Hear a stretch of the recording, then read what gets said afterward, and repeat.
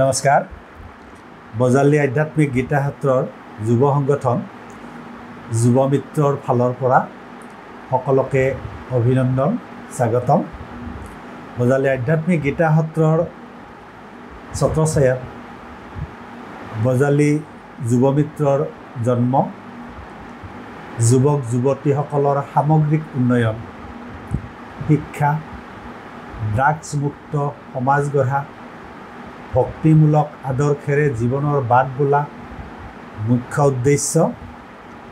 বিশেষকৈ শিক্ষা, বিভিন্ন দিশত শৈক্ষিক প্ৰশিক্ষণ, শৈক্ষিক বাতাবৰণ যুৱক যুৱতীৰ মাজত প্ৰচাৰ কৰাই ইয়াৰ মূল উদ্দেশ্য। কাৰণ আজিৰ সামগ্ৰিক পৰিৱেশত গোটেই বিশ্বতে যুৱ মানসিকতাৰ স্খলন ঘটা দেখা গৈছে। শিক্ষাৰ পৰিৱৰ্তে কেৱলজন ড্ৰাগছ, গুটকা আদিৰ প্ৰতিহে মহান্বিত আৰু যাক কোৱা হয় ইণ্টাৰনেটৰ পৰা ডেভেলপমেণ্ট বিচৰা হয়, তাকো আমি দুৰ্প্ৰয়োগ কৰি যুৱস্খলন হোৱা দেখা গৈছে।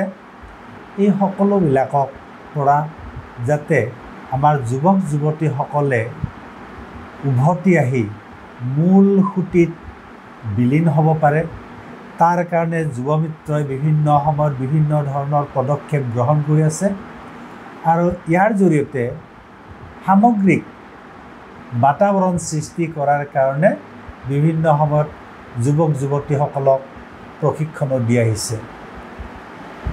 বিগত বৰ্ষৰ দৰে এইবেলিও যুৱ মিত্ৰই এটা বিশেষ আঁচনি হাতত লৈছে। অহা 19 আৰু 20 জুলাইত শনিবাৰ আৰু ৰবিবাৰে ইয়াৰ বাবে এটা বিশেষ প্ৰশিক্ষণ শিবিৰ বজালীৰ পাঠশালাস্থিত উৰ্বশী বিবাহ ভৱনত সম্পূৰ্ণ বিনামূলীয়াকৈ এটা যুৱ শিবিৰ অনুষ্ঠিত কৰা হৈছে। আৰু এই শিবিৰত বাহিৰৰ পৰা আমি যোগাচাৰ্য পুৰন্দৰ বৰুৱা ছাৰক আমন্ত্ৰণ জনাইছোঁ। তেখেতৰ লগত ইন্দ্ৰজিৎ কাকতিদেৱো আহিব, আহি আমাৰ যুৱক যুৱতীসকলক বিভিন্ন ক্ষেত্ৰত প্ৰশিক্ষণ দিব দুদিনীয়া কাৰ্যসূচীৰে, যাতে সকলো যুৱক যুৱতীয়ে ড্ৰাগছমুক্ত এখন সমাজ গঠন কৰিব পাৰে, শিক্ষাৰ বাতাবৰণ সৃষ্টি কৰিব পাৰে, পিতৃ মাতৃৰ প্ৰতি শ্ৰদ্ধাশীল হ'ব পাৰে, সমাজৰ প্ৰতি দায়িত্বশীল হ'ব পাৰে, নিজৰ স্বাস্থ্যৰ প্ৰতি যত্নশীল হ'ব পাৰে।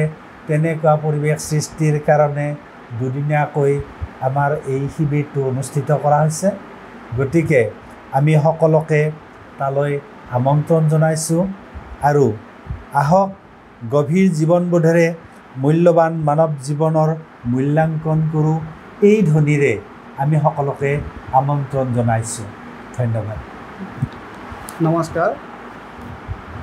বজালী আধ্যাত্মিক গীতা সত্ৰৰ পৰা যুৱ মিত্ৰৰ তৰফৰ পৰা অহা 19 আৰু 20 জুলাই তাৰিখে যিটো কাৰ্যসূচী হাতত লৈছে, এই কাৰ্যসূচীটো সমাপন কৰাৰ কাৰণে,